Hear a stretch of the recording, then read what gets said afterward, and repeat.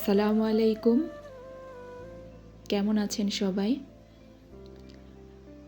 2 দিন বাসায় ছিলাম না, ফ্রিজে সবজি কেটে রেখেছিলাম, নরমালি সেগুলো সব বরফ হয়ে গেছে। এত শীত পড়েছে যে সব কিছু, ফ্রিজের ডিম ছিল, ডিমও একবারে শক্ত হয়ে গেছে, তারপরে সব বাহিরে বের করে রেখেছি। আর এখানে মিষ্টি আলু আর ডিম সকালে নাস্তার জন্য, আর এর সাথে থাকবে চা বাকরখানি, এগুলা দিয়ে সকালের নাস্তা করে নেব। দুপুরের ভাত অলরেডি হয়ে আসছে। আর পাশে হচ্ছে যে এখানে আমি আবার প্রেসার কুকারে ডাল বসিয়েছি। এদিকে আদা দিয়ে পানি রেডি করে রেখেছি, আদা দিয়ে রং চা করব। আর তেলাপিয়া মাছ ভেজে রেখেছি, এটা ফুলকপি সিম আলু যে বের করলাম সেটা দিয়ে করব। ও ফুলকপি সিম আলুটা আগে আমি ভাপিয়ে নিয়েছি, যেহেতু বরফ হয়ে গেছিলো, আর এমনি তো আমি একটু ফুলকপি ভাপিয়ে নেই। এখন মশলাটা খুব ভালোভাবে কষিয়ে নিয়েছি, উপরে তেল ভেসে উঠেছে, এখন সবজিগুলো আমি দিয়ে দেব। ভিডিওর এই পর্যায়ে এসে বলছি, যারা এখনও আমার ভিডিওতে লাইক দেননি প্লিজ দয়া করে একটা লাইক দিয়ে কন্টিনিউ করেন, আর যারা এই কাজটি করে দিয়েছেন তাদেরকে জানাই অসংখ্য ধন্যবাদ। আমার ভিডিও যদি আরও দেখতে চান চাইলে আমার চ্যানেলটাকে সাবস্ক্রাইব করে দিতে পারেন, পাশে অল বাটনে ক্লিক করে দেবেন, যাতে আমি যখনই কোনো নতুন ভিডিও দেব আপনার কাছে নোটিফিকেশন চলে যাবে, আপনি আপনার সময় সুযোগ মতো দেখে নিতে পারবেন। শীতের সবজি খেতে মজা, সবাই তো বলি আমরা, আসলে এটা সত্যিই খুব মজা। আর এখন যে প্রচণ্ড পরিমাণে শীত পড়েছে ঢাকায়, আমরা এই কয়েকদিন আগেও ফ্যান ছাড়তে হয়েছে, বা ওরকম পাতলা খাতা গায়ে দিলেই হতো, সেরকম কোনো শীতই পড়ে নেই। তো হঠাৎ করে তো সারা দেশেই সব জায়গায় শৈত্যপ্রবাহ, সূর্য ওঠে না, শীত তো পড়েছে। অনেক বছর পরে মনে হয় এতটা শীত ফিল করতেছি। প্রথম দিকে ভেবেছিলাম মনে হয় শীতই পড়বে না, ঢাকায় কোনো শীতই নেই। তো এখন দেখি বেশ ভালোই শীত পড়েছে, কাজ করতে অনেক বেশি অলসতা কাজ করে। আর হচ্ছে যে যখন করি এজন্য আমি একবারে সব করে ফেলি, যখন কাজ থামিয়ে দেই তারপরে যখন একটু রেস্ট নেই বা কম্বলের নিচে হাত পা ঢুকাই, তখন আর মনে হয় না যে আমি বের হয়ে কিছু আবার করি। আর এই জন্য শীতের জন্য অত বেশি আইটেম এখন করাও হয় না। আর বেড়াতে গিয়েছিলাম, সেখানেও তো বেশ অনেক বেশি খাওয়া দাওয়া হয়েছে, তো এর জন্য হালকা পাতলাভাবেই সকালে নাস্তাটা সেরে নেব। দুপুরে অত বেশি না, সবই হালকা পাতলার মধ্যেই চলবে। আবার আমাদের বাসায় গেস্ট আসবে, তারপর আবার তারা যাওয়ার পরে ননদ যা, তাদেরকে দাওয়াত করব। ওরা আস্তে আস্তে হয়তো জানুয়ারি মাস হয়ে যাবে, কারণ দেখা যাবে যে গেস্ট আসলে আবার কিছু 2-1 দিন পরে আবার তাদের বলবো, তারা এসে থাকবে। এখানে আমার তরকারিটা অলরেডি হয়ে গেছে, এই জন্য আমি শাক বাটাটা দিয়ে দিলাম। শাক যেহেতু ডিপে রাখি এর জন্য পানিতে ভিজিয়ে রেখেছিলাম, এরপরে সামান্য জিরা ফাঁকিটাও দিলাম।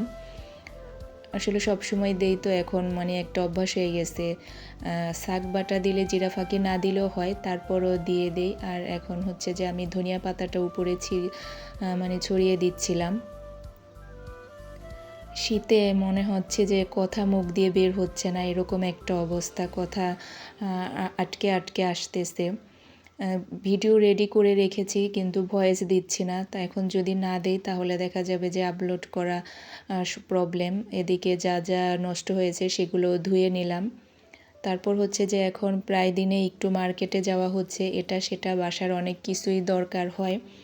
আসলে হুট করে তার একটা সংসারে সব কিছু করা হয় না, যেহেতু আমরা বেশ লম্বা একটা সময় যৌথ ছিলাম, এখন টুকটাক করে সব কিছু করা হচ্ছে। যদিও তারপরে আমাদের এখন দেখা যায় যে 3 বছরের মতো হয়ে গেছে আমরা আলাদা হয়েছি, তারপরও দেখা যায় যে প্রথমে তো আর সব কিছু একবারে হয় না, আস্তে আস্তে সব কিছু হয়। আর আমি জগে দেখা যায় টেবিলে পানি রাখি না, বাচ্চারা ফালাই দেয়, তারপরে ছোট ছোট তেলাপোকাগুলোর জন্য আমার ভয় লাগে যে জগের ভিতরে ঢুকে যাবে নাকি, সেজন্য বোতলেই দেখা যায় ইউজ করা হয়।